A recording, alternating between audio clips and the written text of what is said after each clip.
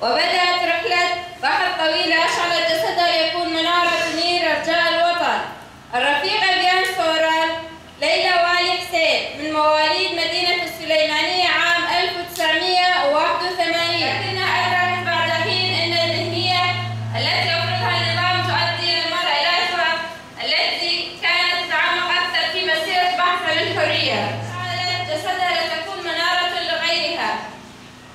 الرفيقة بيان وعاشت في زمان كان المجتمع الكردي يعاني من كثير من المشاكل ضمن مجتمع لا يعترف بقيمة للمرأة، وخلال